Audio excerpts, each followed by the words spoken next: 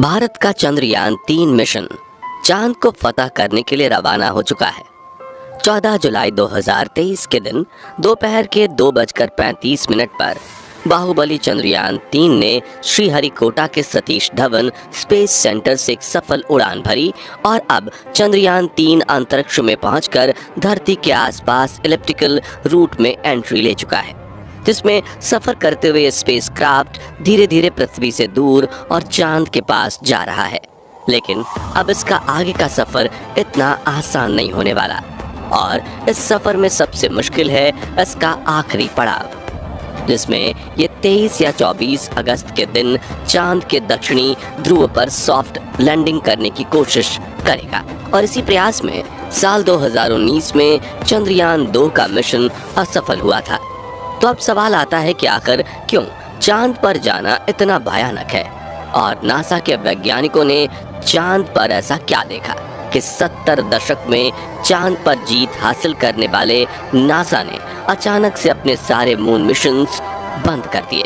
इस वीडियो में हम चांद से जुड़ी इन्हीं रहस्यमयी बातों से पर्दा उठाएंगे, साथ ही आपको चंद्रयान-3 के बारे में भी कुछ नया और अनोखा बताएंगे। तो पूरा वीडियो देखिएगा। दोस्तों, सतह से चंद्रमा की पूरी तरह से गोलाई दिखाई देती है, लेकिन वास्तव में चांद भी पृथ्वी की तरह अंडाकार है।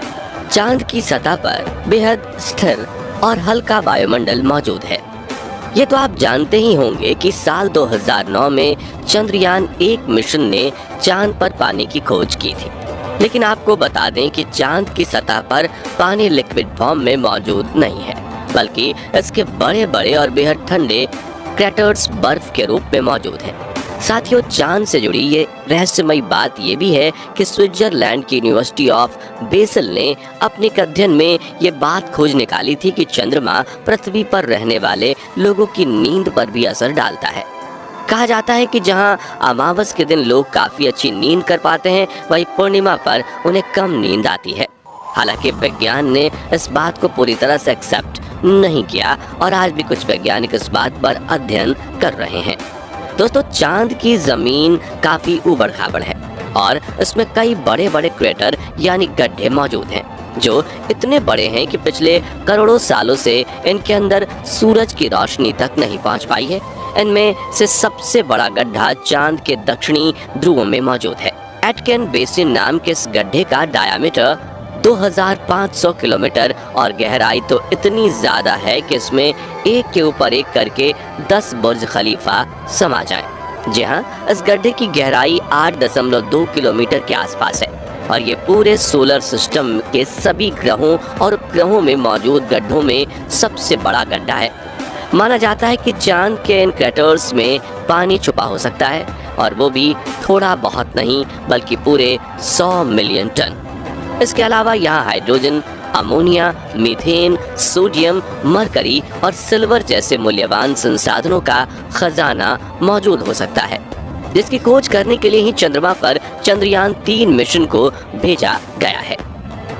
साथियों, साल 1959 में रशिया के स्पेसक्राफ्ट ने पहली बार चांद पर लैंडिंग की थी, जिसके बाद अमेरिका ने भी कई मून मिशन किए और 20 जुलाई 1969 के दिन नासा के अपोलो 11 मिशन के दौरान एस्ट्रोनॉट नील आर्मस्ट्रॉन्ग और बज एल्ड्रिन ने चांद पर पहली बार कदम रखा था, जिसके बाद नासा ने कई मून मिशन किए थे और अपने कुल 12 एस्ट्रोनॉट्स को चांद पर भेजा। एस्ट्रोनॉट्स ऐसे व्यक्तियों को कहते हैं जो पृथ्वी के वायुमंडल से ऊपर जाकर अंतरिक्ष यानी चांद पर जाकर रिसर्च करें। लेकिन दिसंबर 1972 में अपोलो 17 मिशन के बाद नासा ने अचानक से इंसानों को चांद पर भेजना बंद कर दिया, जिसके लिए उन्होंने ये कारण दिया कि चांद पर फिलहाल ऐसा कुछ नहीं है जिसकी रिसर्च की जा सके। लेकिन कुछ लोगों का ये भी कहना था कि नासा ने असली कारण को छिपाया है।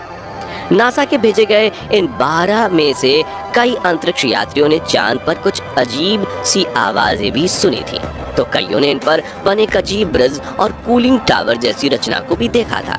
वहीं चांद की खोज में वैज्ञानिकों को एक सैटेलाइट डिश जैसी रचना भी दिखी थी और वैज्ञानिकों के मुताबिक इसका अपने आप बनना नामुमकिन है।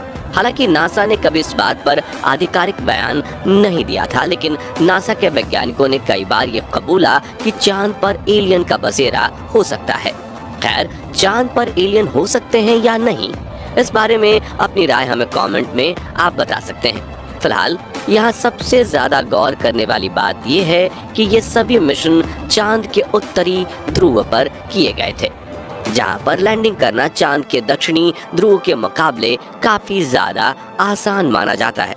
लेकिन साल 2019 में भारत के चंद्रयान 2 ने चांद के दक्षिणी ध्रुव पर सॉफ्ट लैंडिंग करने की कोशिश की थी और अपने इस प्रयास में चंद्रयान 2 का लैंडर विक्रम बुरी तरह से असफल हुआ था। लेकिन आखिर चांद का दक्षिणी ध्रुव इतना खतरनाक क्यों है, आइए जानते हैं।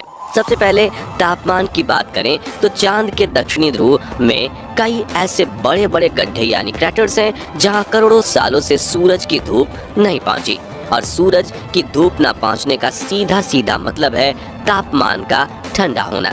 इसलिए कई बार दक्षिणी ध्रुव का तापमान -230 डिग्री सेल्सियस तक पहुंच जाता है।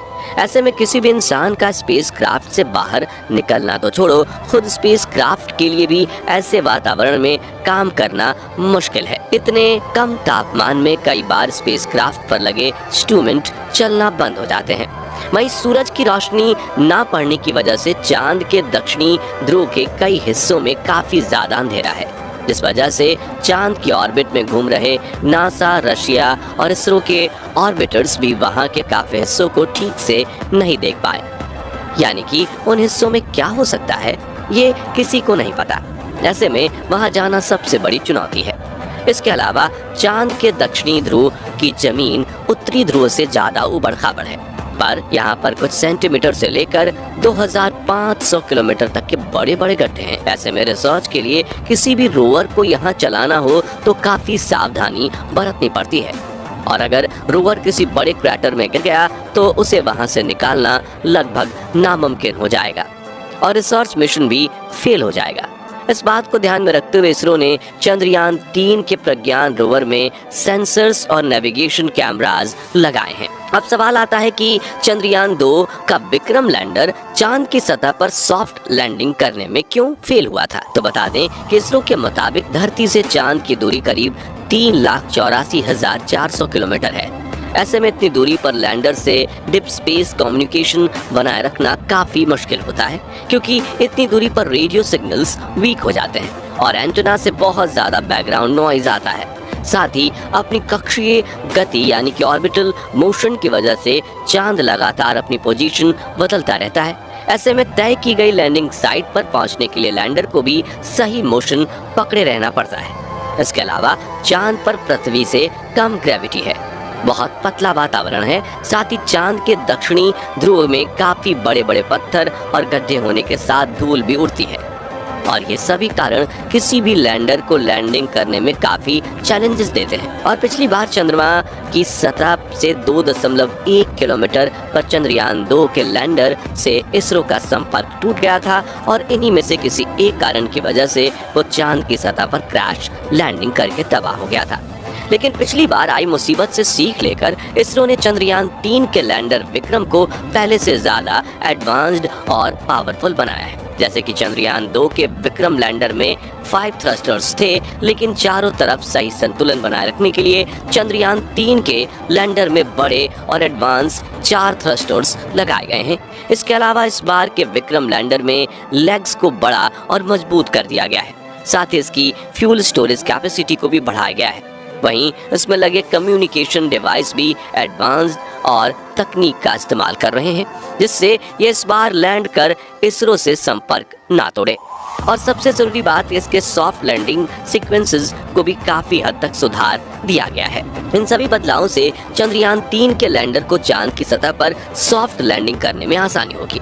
साथियों, इन सभी बदलावों को टेस्ट करने के लिए सिमुलेशन चलाकर विक्रम लैंडर की हजारों बार टेस्टिंग की गई है, जिसमें ठंडे तापमान में उपकरण चल रहे हैं कि नहीं उनकी जांच करना, लैंडर के पैरों की मजबूती टेस्ट करना, कम ग्रेविटी में थ्रस्टर्स टेस्ट करना, ऊबड़ खाबड़ सतह पर लैंड करवाना वगैरह शामिल है। वह इसकी लैंडिंग साइट यानी चंद्रमा की धरती पर उतारने की जगह को भी पहले से ज्यादा बढ़ाकर 4 × 2.4 किलोमीटर की लोकेशन चुना गया है।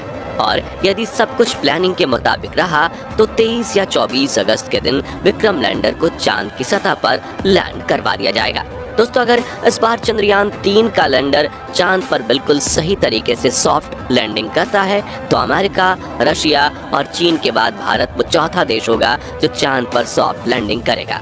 साथ ही हमारा भारत वो पहला देश बनेगा जिसने चांद के सबसे भयानक हिस्से यानी साउथ पोल पर लैंडिंग की है, जिससे स्पेस रिसर्च के फील्ड में भारत का नाम सबसे ऊंचा हो जाएगा।